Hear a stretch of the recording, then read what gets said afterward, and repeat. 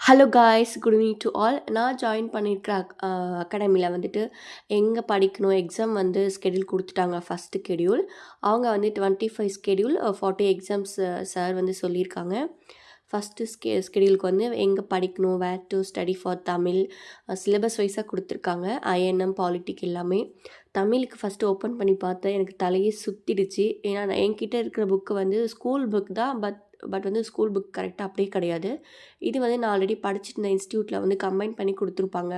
பக்தி இலக்கியம் தனியாக, உரைநடை தனியாக, இலக்கியம் இதெல்லாம் செப்ரேட்டாக கொடுத்துருக்காங்களா. அதனால் எனக்கு வந்து அவங்க சார் வந்து இப்போது எங்கே படிக்கணும்னு சொல்லிட்டு பேஜ் வைஸ் இயல் வைஸ் எல்லாம் கொடுத்துருக்காங்க. அது ரொம்ப எனக்கு பார்த்ததுமே தலை சுற்றிடுச்சு. ஸோ அப்படியே மூடி வச்சுட்டு புக் பேக் மட்டும் படிக்கலான்னு சொல்லிட்டு எல்லாமே இருக்குது. ஓகே, நம்ம படிக்க ஸ்டார்ட் பண்ணிடலான்ட்டு ஸ்டார்ட் பண்ணிட்டேன்.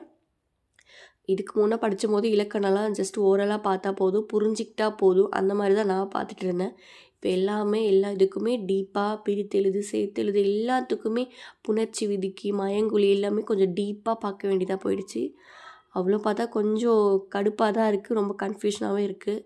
ஏன்னா நிறைய இருக்குது இல்லையா, நம்மளால் மனப்பாடமும் பண்ண முடியாது.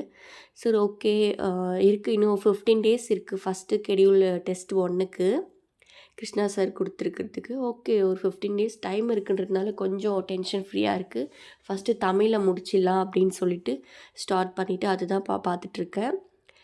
இப்போ பாடலெல்லாம் பார்க்குறதா மைண்டே இல்லை. எல்லாமே புக் பேக்கில் பின்னாடி இருக்கிறது மட்டும்தான் பார்த்துட்ருக்கேன். இலக்கண குறிப்பு தான் மஸ்ட்டு பார்க்குறேன். சில டைம்லாம் நான் ரொம்ப எழுதி கூட பார்ப்பேன். எப்படி சொல்கிறது, அது படிச்சுட்டே இருக்கும்போது சொல்லிகிட்டே இருக்கும்போது ஒரு பக்கம் எழுதிட்டே இருந்தேன்னா அது மைண்டில் சீக்கிரமாக பதியுன்றது என்னோடய ஐடியா. அந்த இது தான் நிறைய ஃபாலோ பண்ணுவேன். இப்போயும் அதே தான் ஃபாலோ பண்ணிகிட்ருக்கேன். போகிற போக்கில் கெஸ்ஸிங்கில் அடிச்சுட்டு போன கொஷின்ஸ் எல்லாமே இப்போ சிலபஸ் வைஸ் கொடுத்துட்டு அதுதான் நீங்கள் படித்தாகணும், அதுதான் மெயின் இம்பார்ட்டன்ட் சொல்லிவிட்டு நம்மளை படிக்க வச்சுட்டாங்க. சொல்லும் போதெல்லாம் ஜஸ்ட்டு ஒன் டைம் ரீட் பண்ணிவிட்டு போனாவே நம்ம கெஸ்ஸிங்கில் போடுற மாதிரி தான் இருந்துச்சு. ஆனால் இப்போ பார்த்திங்கன்னா எல்லாமே உட்காந்து படிக்கணும். இந்த அறிஞ்சொல் பொருளெல்லாம் நான் பார்க்கக்கூட மாட்டேன் அப்போலாம். ஏன்னா நம்ம பாடல் வரிகள் ஆல்ரெடி படிச்சிருப்போம். நம்ம பாடல் வரிக்கு தான் இம்பார்ட்டன்ட் கொடுப்போம் அப்போது. ஸோ அதில் படிக்கும்போது ஓகே, இங்கே வந்திருக்கு, இது நற்றிணையில் வரும், இது அகநானூரில் வரும் இந்த பாடல், இதை வச்சு ஒரு கெஸ்ஸிங்கில் போட்டுட்டு இருந்தோம். பட் இப்போது அதெல்லாம் கிடையாது. இப்போ இதுதான் மெயின் இம்பார்ட்டன்ட் சொல்லிட்டாங்க. உட்காந்து பார்க்குறதுக்கே கொஞ்சம் இன்ட்ரெஸ்டே இல்லாமல் போயிடுது. ஏன்னா நம்ம ஃபுல்லாக இலக்கணமே பார்த்துட்டு இருக்கோமா, அதனால் டோட்டலாக எனக்கு இன்ட்ரெஸ்ட் இல்லாமல் மாதிரி போயிடுது. அதனால தான் நான் ஃபஸ்ட்டு எடுத்த உடனே யூனிட் 7ல் இருக்கிற ஆத்தர்ஸில் தான் படிச்சுட்டு இருந்தேன். அது படித்ததுக்கப்புறம் ஜஸ்ட் இதை வந்து இது பண்ணேன். மறுபடியும் வந்து ஒரு 4-5 டேஸ்க்கு வந்து தமிழே கொஞ்சம் ரிவிஷன்ஸ் டெய்லியும் 1 or 2 டைம்ஸ் அப்படியே ரீட் பண்ணுற மாதிரி பண்ணால் தான் அது நல்லா நமக்கு ரிவிஷன் ஆகிற மாதிரி இருக்கும். ஏன்னா ஃபஸ்ட்டு எக்ஸாம்லேயே கொஞ்சம் நல்ல மார்க் எடுத்தோன்னா அதுக்கப்புறம் மேலும் மேலும் நல்லா படிக்க இன்ட்ரெஸ்ட் வரும்னு சொல்லிட்டு நான் இன்னும் பாலிட்டியெல்லாம் டச் பண்ணல, எக்கனாமிக்ஸ் பார்க்கவே இல்லை. ஃபஸ்ட்டு எடுத்தோடனே யூனிட் 7 படிச்சுட்டு அதுக்கப்புறமா டெய்லி வந்து புக் பேக் தான் பார்ப்பேன்.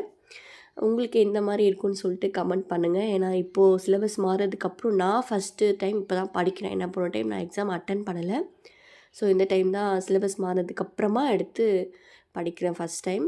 அதனால் எனக்கு ரொம்ப புதுசாக இருக்குது. தமிழை வந்து பாடல் வரியும், அதோட பொருள், நூல் குறிப்பு, ஆசிரியர் குறிப்பு இதெல்லாம் நல்லா இம்பார்ட்டன்ட் கூடி படிச்சுட்டு இப்போது திடீர்னு வந்துட்டு இலக்கணம்னா ஃபஸ்ட்டு ப்ரிஃபரன்ஸ் அப்படின்ற மாதிரி இருக்கும்போது எனக்கு கொஞ்சம் ரொம்ப டிஸ்டர்பாகவே இருக்குது. ஏன்னா மைண்டில் டக்கு நிற்கவும் மாட்டேங்குது. புக்கை எடுத்த உடனே ஆசிரியர் குறிப்பு, நூல் குறிப்பு தான் நான் படிக்கிறேன். அது ஆல்ரெடி நம்ம படித்ததுனால அப்படி இருக்குது. நிறைய அறிந்து கொள்க, தெரிந்து கொள்கன்னு சொல்லிட்டு நாங்கள் போன இன்ஸ்டியூட்டில் வந்து இந்த புக்கில் எல்லாம் ஆட் பண்ணியிருப்பாங்க. அது ரொம்ப இன்ட்ரெஸ்டிங்காகவும் இருக்கும். நம்ம ஷார்ட்கட்டாகவும் படிச்சுட்டு இருந்தேன். ஸோ இப்போ கொஞ்சம் இலக்கணமே பார்க்குறதுனால அந்த மாதிரி இருக்குது.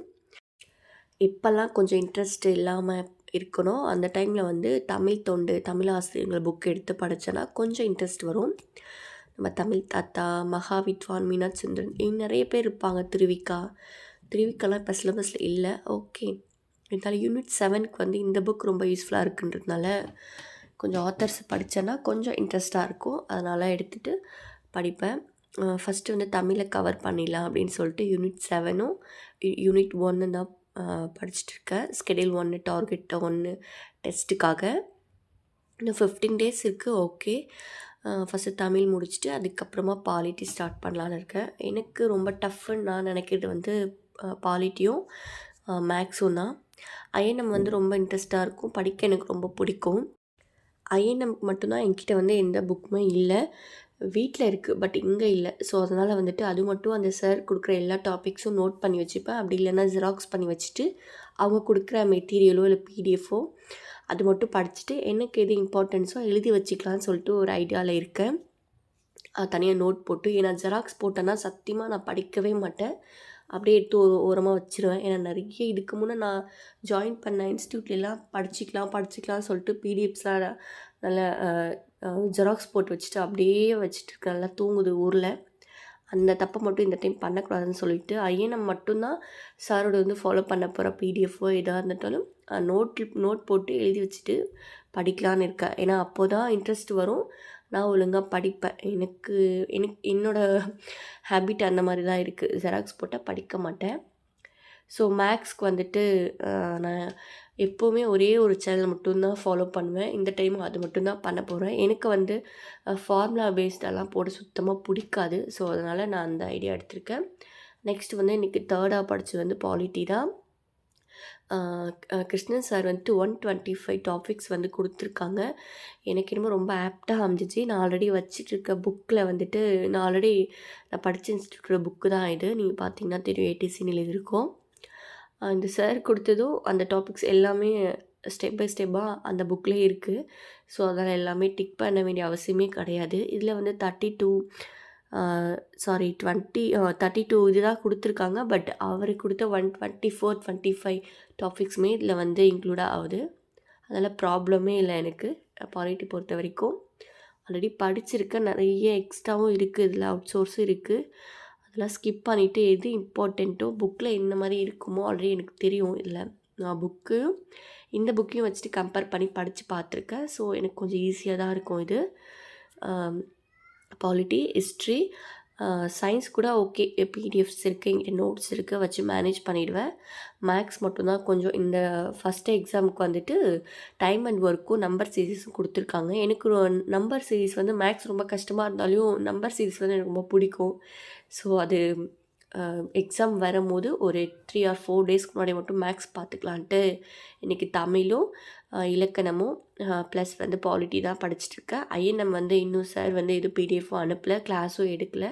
ஸோ எடுக்கும் போது அவங்க வந்து November 10க்கு ஸ்டார்ட் பண்ணுறேன்னு சொல்லியிருக்காங்க. பார்ப்போம், வீடியோஸ் வரும்போது நோட்ஸ் வாங்கிட்டு எழுதி வச்சுக்கலான்னு சொல்லி தான் இருக்கேன்.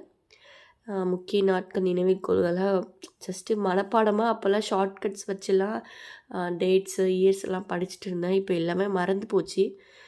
ஒரு 6 month கேப் ஆனதுனால ஓகே இருக்கட்டும்னு சொல்லிட்டு இன்றைக்கி இது பண்ணியிருக்கேன். இன்றைக்கி என்னோடய டே இந்த மாதிரி தான் போச்சு. பாப்பா தூங்குறதுக்குள்ளே படித்து முடிச்சிட்டேன். பாப்பா விளையாடும் போது தான் வீடியோவே எடிட் பண்ணி போஸ்ட் பண்ணுறேன். தேங்க்ஸ் ஃபார் வாட்சிங்.